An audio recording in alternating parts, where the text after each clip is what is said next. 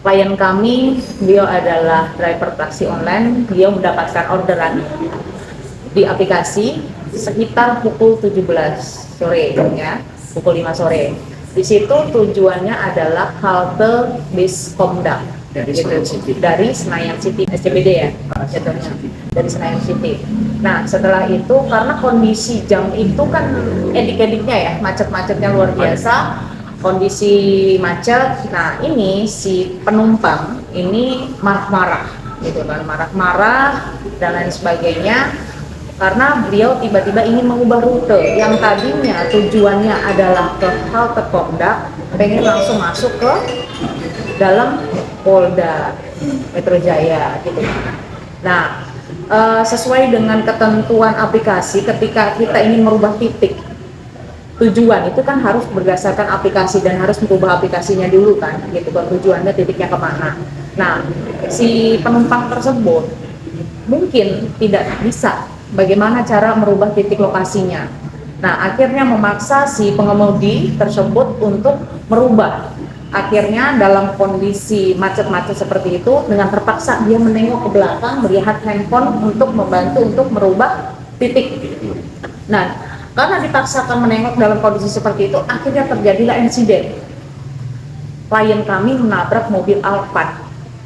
Ya. Nah, setelah terjadi perdebatan panjang, akhirnya klien kami turun dari mobil menyelesaikan insiden tersebut yang ada di depan. Beliau turun, memberikan nomor handphone, SIM dan lain sebagainya untuk pertanggungjawaban selanjutnya, karena kondisi macet tidak bisa juga diselesaikan pada saat itu juga. Nah, setelah itu klien kami masuk lagi ke mobil, terjadi lagi perdebatan panjang lebar kali tinggi dengan kata-kata yang tidak mengenakan, tidak sopan. Akhirnya si penumpang tersebut turun dan langsung menampar klien kami, menonjok, bukan menampar, maaf ya, menonjok. Nah, kemudian apakah korban ini setelah mendapatkan pukulan, kan di video-video viral itu dia bilang akan lapor polisi, nah habis itu dia langsung lapor polisi ke Polda atau ke Polres kah? Nah, oke, ya, akhirnya setelah aksi pemukulan tersebut penumpang turun dong.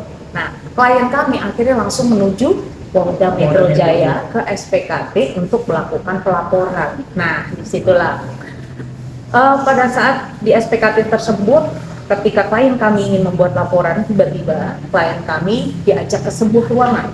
Mungkin sepertinya sudah tahu bahwa Rizky mungkin sudah diinfo oleh si penumpang bahwa Rizky akan membuat laporan, ya. Akhirnya si Rizky dibawa ke sebuah ruangan oleh beberapa orang, ya. Dipaksalah di situ, dugaan kami, klien kami dipaksa untuk melakukan perdamaian dan dijanjikan ganti rugi, gitu kan. Dan saya tanya ke klien kami, apakah surat pernyataan perdamaian tersebut ditulis sendiri? Iya, betul, ditulis sendiri. Apakah itu kata-katanya semua dari diri sendiri gitu? Tidak, tapi didikte gitu. Dan akhirnya klien kami, karena klien kami hanya sendirian, tidak ditemani siapapun, dan dia dikelilingi oleh beberapa oknum di situ, dan klien kami tidak memiliki kemampuan apapun untuk bisa menolak, karena kebetulan klien kami juga usianya masih muda, ya. Akhirnya merasa pasrah dan takut, dan dilakukanlah, terjadilah perdamaian tersebut. Tapi setelah itu klien kami menyampaikan kepada rekan-rekan sesama driver, kepada keluarga, kepada teman-teman yang lainnya, bahwa dia tidak terima atas itu semua. Lalu datanglah klien tersebut ke kami. Bang, tadi kan sempat dijelaskan juga bahwa ada pembuat surat pernyataan gitu ya. Nah, ada yang didikte itu, ada bukti konkret dia bekas pembuatan surat, dia sih boleh ditunjukkan kalau ada bukti suratnya. Ada sebenarnya. Surat pernyataan perdamaian itu sudah beredar juga di media sosial, tapi ini saya perlihatkan kepada bapak sekalian, nanti saya kirim. Inilah surat yang dibuat oleh klien kami Rizky yang ada di Polda Metro. Ini surat yang dibuat, dan menurut pengakuan klien kami, ini surat pernyataan ini didikte oleh seorang wanita. Jadi ada perempuan yang mendiktekan, lalu kemudian klien kami Rizky yang tulis, baru dia tanda tangan. Ini. Udah, habis itu ini kan dia katanya dijanjikan uang, katanya dikasih 5 juta. Dia nggak bicara masalah uang, dia ingin membuat laporan polisi sebenarnya gitu. Nah, terus begitu pas dia pulang, ada yang transfer. Ada yang transfer. Nama yang transfer itu nggak apa-apa saya sebutkan namanya di situ adalah Ahmad Faisal. Ditransfer ke rekeningnya itu 2 juta. Bukan 5 juta ternyata. Dan dia pulang ke rumah, ngobrol sama keluarga, sama istri segala macam. Loh, kamu kenapa terima? Nah, kami pun tidak tahu siapa Ahmad Faisal ini. Gitu. Nah, terus perempuan yang mendikte itu pun juga kami tidak tahu. Apakah dia oknum polisi atau tidak, kita nggak tahu. Karena apa? Kami terima kuasa ini dari Mbak Mila selaku ketua tim kami. Memang kami ini hanya ingin membuat laporan polisi atas video penganiayaan itu. Kami tidak tahu siapa pelakunya. Tidak tahu. Kami sama sekali tidak tahu itu siapa. Barulah kami ketahui setelah kami ada di Polres Metro Jakarta Selatan.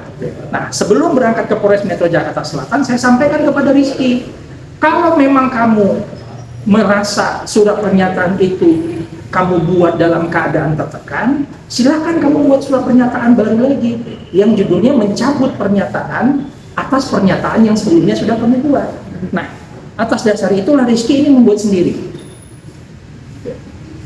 Inti surat ini dia menyatakan bahwa dia mencabut surat pernyataan sebelumnya karena dibuat dalam keadaan tertekan. Hanya itu kok redaksinya, tidak ada yang lain. Gitu. Ini si Rizky sendiri buat. Dan habis itu kami berangkat ke Polres Jakarta Selatan. Kenapa kami berangkat ke Polres Jakarta Selatan? Setelah kami diskusi juga dengan ketua tim kami, cerita yang Rizky sampaikan itu kan dia melaporkan di Polda Metro. Tapi di Polda Metro malah yang ada perdamaian seperti itu. Nah, kami berpikir kalau kami membuat laporan polisi ke Polda Metro lagi, kemungkinan nanti kami terjadi cekcok lah atau apa, kami tidak tahu. Jadi kami mengambil solusi yang terbaiknya adalah kami membuat laporan polisinya di Polres Jakarta Selatan. Nah, alhamdulillah di Polres Jakarta Selatan laporan kami diterima. Nah, ini tanda bukti laporannya. Nah, setelah laporan ini dibuat, Bang, barulah kami mengetahui ternyata pelaku itu adalah oknum polisi. Begitu. Makanya kami laporan kami di SPKT ini kami tulis. Siapa pelakunya? Kami nggak kenal. Kami tulis itu dalam penyelidikan, dalam lidik. Kami nggak kenal. Gitu. Jadi bukan ada apa, jangan tiba-tiba ada narasi, oh karena dia tahu polisi makanya kami lapor. Tidak, kami sama sekali tidak tahu. Gitu.